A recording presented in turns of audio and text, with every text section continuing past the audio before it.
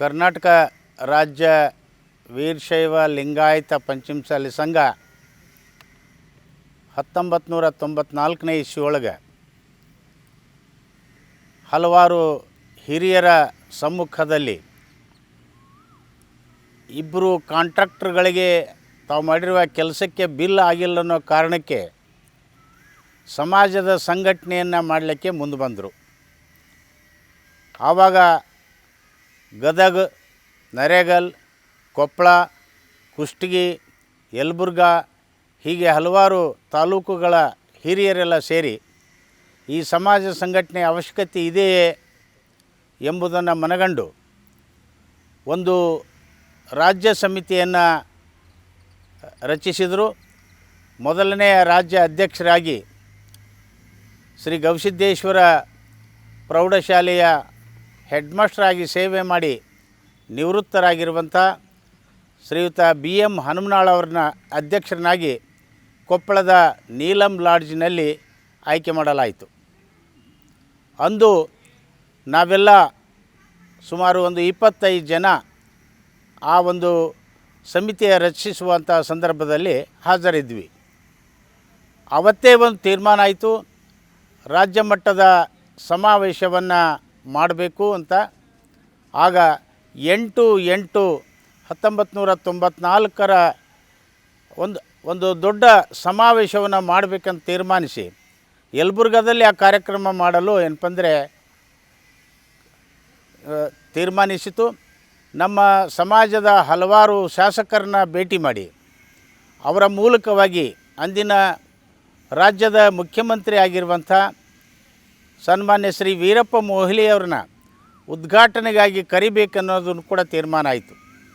ಹಾಗೆಯೇ ನಮ್ಮ ಸಮಾಜದ ವೀರರಾಣಿ ಕಿತ್ತೂರು ಚೆನ್ನಮ್ಮ ಆಕೆಯ ನಮ್ಮ ಸಮುದಾಯದವರು ಅಂತ ಗೊತ್ತಾದ ತಕ್ಷಣ ನಮ್ಮ ಸಮುದಾಯದ ಕೆಲವಾರು ಹಿರಿಯರು ವೀರರಾಣಿ ಕಿತ್ತೂರು ಚೆನ್ನಮ್ಮನ ಜ್ಯೋತಿಯನ್ನು ಕಿತ್ತೂರಿನಿಂದ ಯಲಬುರ್ಗದಲ್ಲಿ ನಡೆಯುವಂಥ 8/8/94 ಸಮಾವೇಶಕ್ಕೆ ಸುಮಾರು 200 ಹಳ್ಳಿಗಳಿಗೆ ಪ್ರವಾಸ ಮಾಡಿ ಆ ಜ್ಯೋತಿಯನ್ನು ತರಬೇಕಂತ ತೀರ್ಮಾನ ಮಾಡಿದರು. ಅದರ ಉಸ್ತುವಾರಿಯನ್ನು ನನಗೆ ಮತ್ತು BG ಕೊಟ್ರೇಶ್, NC ಪಣಿ ಅಂತ ಈ 3 ಜನರಿಗೆ ಉಸ್ತುವಾರಿ ಕೊಟ್ಟರು. ನಾವು ಕಿತ್ತೂರಿನಿಂದ ಯಲಬುರ್ಗಕ್ಕೆ ಸುಮಾರು 15 ದಿನಗಳ ಕಾಲ ಹಲವಾರು ತಾಲೂಕಾ ಕ್ಷೇತ್ರಗಳಿಗೆ ಹಲವಾರು ಹಳ್ಳಿಗಳಿಗೆ ಪ್ರವಾಸ ಮಾಡಿ ಜ್ಯೋತಿಯನ್ನು 15 ದಿನಗಳ ಕಾಲ ಸಂಚರಿಸಿದಾಗ ಕೊನೆಗೆ ಯಲಬುರ್ಗಾ ತಲುಪಲಿಕ್ಕೆ 8ನೇ ತಾರೀಕಿನ ದಿವಸ ಬಂದಾಗ ಆ ಒಂದು ಸಂದರ್ಭದಲ್ಲಿ ಬಂದು ನೋಡ್ತೇವೆ ಸುಮಾರು 3 ಲಕ್ಷ ಜನ ಕರ್ನಾಟಕ, ಆಂಧ್ರ ಪ್ರದೇಶ, ಮಹಾರಾಷ್ಟ್ರದಿಂದನೂ ಕೂಡ ಪಂಚಮಸಾಲಿ ಸಮುದಾಯದ ಮೊಟ್ಟ ಮೊದಲನೆಯ ಸಮಾವೇಶಕ್ಕೆ ಸೇರಿದ್ದು ಒಂದು ಐತಿಹಾಸಿಕ. ಈ ಒಂದು ಸಮಾವೇಶದಿಂದ ಪ್ರೇರಣೆಯಾಗಿ ಅವತ್ತೇ ನಮ್ಮ ಸಮುದಾಯದ ಪ್ರಥಮ ಮತ್ತು ಸಂಸ್ಥಾಪಕ ಅಧ್ಯಕ್ಷರಾದ ಸನ್ಮಾನ್ಯ BM ಹನುಮನಾಳ್ ಅವರ ನೇತೃತ್ವದಲ್ಲಿ ಹಲವಾರು ಜನ ಹಿರಿಯರು ಸೇರಿಕೊಂಡು ಅಂದೇ ಪಂಚಮಸಾಲಿ ಸಮುದಾಯವನ್ನು ಕರ್ನಾಟಕದಲ್ಲಿ 2Aಕ್ಕೆ ಸೇರಿಸಬೇಕನ್ನೋ ಮನವಿ ಪತ್ರವನ್ನು 8/8/1994 ಸನ್ಮಾನ್ಯ ಶ್ರೀ ವೀರಪ್ಪ ಮೊಯ್ಲಿ ಅವರಿಗೆ ಕೊಟ್ಟಿದ್ದು. ಅಂದಿನಿಂದನೂ ಕೂಡ ಇಂದಿನವರೆಗೆ ನಮ್ಮ 2A ಬೇಡಿಕೆ ಹಾಗೇ ಏನಪ್ಪಂದರೆ ಉಳಿದಿದೆ. ಈ ಸಮಾವೇಶದ ನಂತರ ನಾವು ಬೇರೆ ಬೇರೆ ತಾಲೂಕುಗಳಿಗೆ ರಚಿಸಲಿಕ್ಕೆ ಹೋದಾಗ, ಸಂಘಟನಾತ್ಮಕವಾದ ಸಭೆಗಳನ್ನು ಮಾಡಲಿಕ್ಕೆ ಹೋದಾಗ ತಾಲೂಕು ಅಧ್ಯಕ್ಷರಾಗಲಿಕ್ಕೆ ಒಲ್ಲೆ ಅಂತಿದ್ದರು, ಜಿಲ್ಲಾ ಅಧ್ಯಕ್ಷರಾಗಲಿಕ್ಕೆ ಒಲ್ಲೆ ಅಂತಿದ್ದರು. ಕೆಲವರು ನಾಯಕರು, ರಾಜಕೀಯ ಪ್ರಮುಖರು ಈ ಒಂದು ಸಮಾಜದ ಸಂಘಟನೆ ಸನೇಕನೇ ಬರ್ತಿದ್ದಿಲ್ಲ. ಆದರೆ ಇವತ್ತು ಸುಮಾರು 31 ವರ್ಷಗಳ ನಂತರ ಕರ್ನಾಟಕ ರಾಜ್ಯ ವೀರಶೈವ ಲಿಂಗಾಯತ ಪಂಚಮಸಾಲಿ ಸಂಘ ಏನು ಹುಟ್ಟು ಹಾಕಿದ ಆ ಒಂದು ಸಂಘಟನೆ ಮೂಲಕವಾಗಿ ಇವತ್ತು ಮುಂದಿನ ದಿನಗಳಲ್ಲಿ ರಾಜ್ಯ ಅಧ್ಯಕ್ಷ ಸ್ಥಾನಕ್ಕೆ, ಜಿಲ್ಲಾ ಅಧ್ಯಕ್ಷ ಸ್ಥಾನಕ್ಕೆ ಚುನಾವಣೆಗಳು ನಡೆಯುವಂಥ ಒಂದು ಪರಿಸ್ಥಿತಿ ಒಳಗೆ ಸಂಘಟನೆ ಇವತ್ತು ಬೆಳೆದು ನಿಂತಿದೆ. ಈ ಹಂತದಲ್ಲಿ ನಮ್ಮ ಪಂಚಮಸಾಲಿ ಸಂಘ ಯಲಬುರ್ಗಾದಲ್ಲಿ ಏನು ಸಮಾವೇಶ ಮಾಡಿತು, ತದನಂತರ ಸ್ವಲ್ಪ ದಿನಗಳಲ್ಲಿ ಒಂದು ತೀರ್ಮಾನ ಮಾಡಿ ಮತ್ತು PC ಸಿದ್ದನಗೌಡರವರ ನೇತೃತ್ವದಲ್ಲಿ ಧಾರವಾಡ ಜಿಲ್ಲೆಯ ನೂಲ್ವಿ ಒಳಗೆ 2ನೇ ಸಮಾವೇಶವನ್ನು ಮಾಡಬೇಕಂತ ತೀರ್ಮಾನ ಮಾಡಿದರು. ಆ 2ನೇ ಸಮಾವೇಶನೂ ಕೂಡ ಸನ್ಮಾನ್ಯ BM ಹನುಮನಾಳ್ ಅವರ ನೇತೃತ್ವದಲ್ಲಿ ಈ ಧಾರವಾಡ ಜಿಲ್ಲೆಯ ನೂಲ್ವಿ ತಾಲೂಕಿನಲ್ಲಿ ಕಾರ್ಯಕ್ರಮ ಆಯಿತು. 1995-96ರಲ್ಲಿ ಸನ್ಮಾನ್ಯ PC ಸಿದ್ದನಗೌಡರು ಮಂತ್ರಿಯಾಗಿದ್ದರು, ಕರ್ನಾಟಕ ಸರ್ಕಾರದ ಸಕ್ಕರೆ ಸಚಿವರಾಗಿದ್ದರು.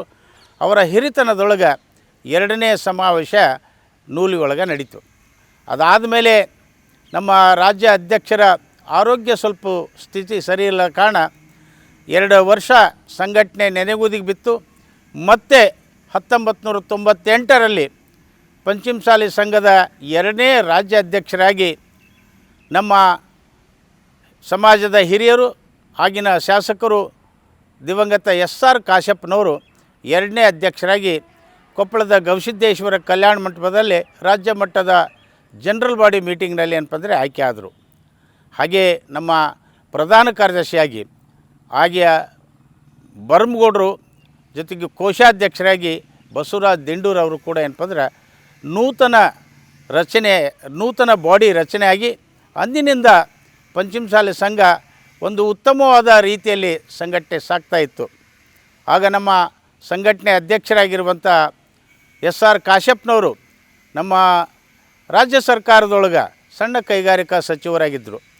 ಆಕಸ್ಮಿಕವಾಗಿ ಆಗಿನ ಮುಖ್ಯಮಂತ್ರಿಗಳು ಇವರನ್ನ ಮಂತ್ರಿಮಂಡಲದಿಂದ ತೆಗೆದಾಗ ನಮ್ಮ ಸಮಾಜದ ಅಧ್ಯಕ್ಷರೂ ಆಗಿರುವಂಥ SR ಕಾಶಪ್ಪನವ್ರನ್ನ ಮಂತ್ರಿಮಂಡಲದಿಂದ ಯಾಕೆ ತೆಗೆದಿರಿ ಅಂತ ಹಲವಾರು ಜಿಲ್ಲೆಗಳಲ್ಲಿ ಸಂಘಟನಾತ್ಮಕವಾದ ಹೋರಾಟಗಳು ಏನಪ್ಪಂದರೆ ನಡೆದವು.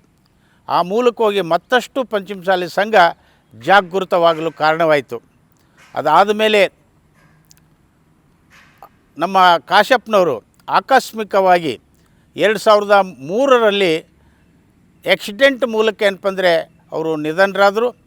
3ನೇ ರಾಜ್ಯ ಅಧ್ಯಕ್ಷರಾಗಿ ಬಾವಿ ಬೆಟ್ಟಪ್ಪನವರು ಏನಪ್ಪಂದರೆ ಆಯ್ಕೆ ಆದರು.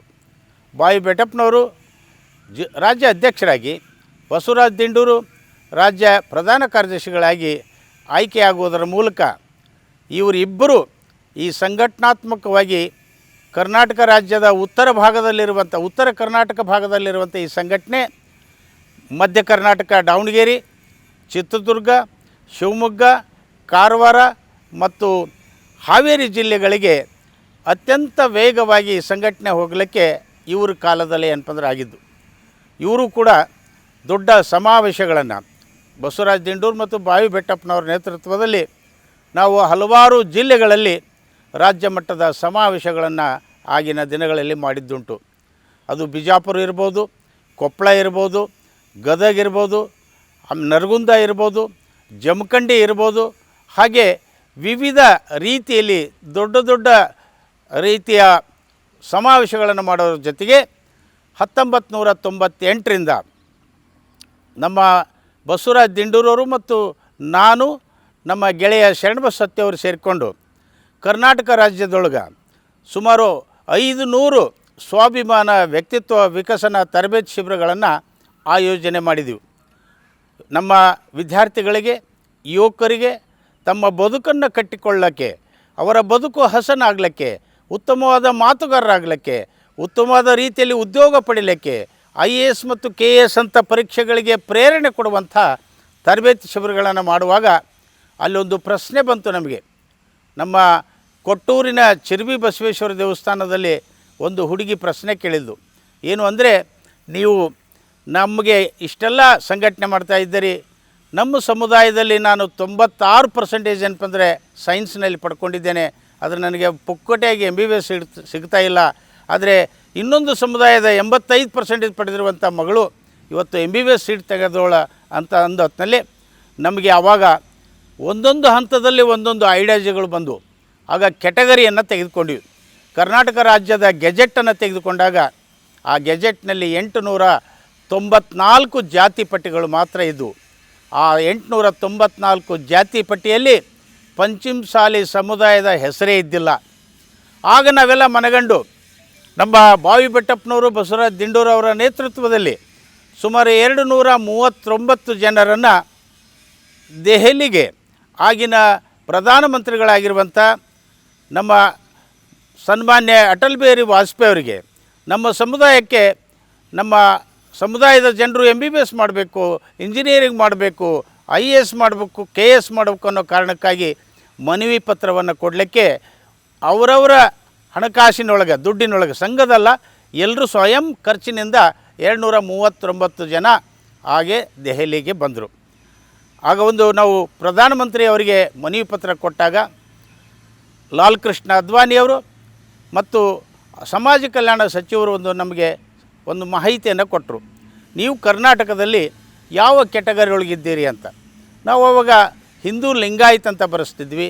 ಆ ಹಿಂದೂ ಲಿಂಗಾಯತ್ ಅಂತ ಬರೆಸುವಂಥ ಸಂದರ್ಭದಲ್ಲಿ ಪಂಚಮಸಾಲಿ ಸಮುದಾಯ ಗಂಡು ಹೆಣ್ಣು ತೆಗೆದುಕೊಳ್ಳೋಕ್ಕೆ ಮಾತ್ರ ಸೀಮಿತವಾಗಿರುವಂಥ ಕಾಲ. ಹಾಗೆ ನಮ್ಗೆ ಗೊತ್ತಾಯಿತು ಈ ಸಮುದಾಯ ಈ ಒಂದು ಕೆಟಗರಿಯಿಂದ ಬಿಟ್ಟು ಹೋಗಿದೆ ಅಂತ. ಆಗ ಲಾಲ್ ಕೃಷ್ಣ ಅದ್ವಾನಿ ಅವರು ಹೇಳ್ತಾರೆ, ಮೊದಲು ಕರ್ನಾಟಕದಲ್ಲಿ ನಿಮ್ಮ ಸಮುದಾಯ ಹಿಂದುಳಿದ ವರ್ಗದಲ್ಲಿ ಸೇರಿಸಿಕೊಂಡು ಬನ್ನಿ, ನಂತರ ನಾವು OBC ಏನಪ್ಪ ಪ್ರಯತ್ನ ಮಾಡ್ತೀವಿ ಅಂತ. ಆಗ ಸನ್ಮಾನ್ಯ ಅಟಲ್ ಬಿಹಾರಿ ವಾಜಪೇಯಿ ಅವರು ಕೂಡ ನಮಗೆ ಉತ್ತಮವಾದ ಒಂದು ಮಾತನ್ನು ಹೇಳಿ ಕಳಿಸಿದರು. ನಿಮ್ಮ ಸಮುದಾಯದ ವೀರರಾಣಿ ಕಿತ್ತೂರು ಚೆನ್ನಮ್ಮನ ಪುತ್ಥಳಿಯನ್ನು ಲೋಕಸಭಾ ಆವರಣದಲ್ಲಿ ಖಂಡಿತವಾಗಲೂ ನಿರ್ಮಾಣ ಮಾಡ್ತೀವಿ ಅನ್ನೋ ಭರವಸೆಯನ್ನು ಕೊಟ್ಟರು. ಆ ಭರವಸೆಯನ್ನು ಇಬ್ಬರೂ ನಾಯಕರು ಲಾಲ್ ಕೃಷ್ಣ ಅದ್ವಾನಿಯವರು ಮತ್ತು ಅಟಲ್ ಬಿಹಾರಿ ವಾಜಪೇಯಿ ಅವರು 2009ರಲ್ಲಿ ಆ ಪುತ್ಥಳಿ ನಿರ್ಮಾಣ ಆಗುವಂಗೆ ನೋಡಿಕೊಂಡರು. ಅವರಿಗೆ ಸಂಘ ತುಂಬ ಕೃತಜ್ಞತೆಯಿಂದ ಅಭಿನಂದನೆಯನ್ನು ಸಲ್ಲಿಸ್ತದೆ.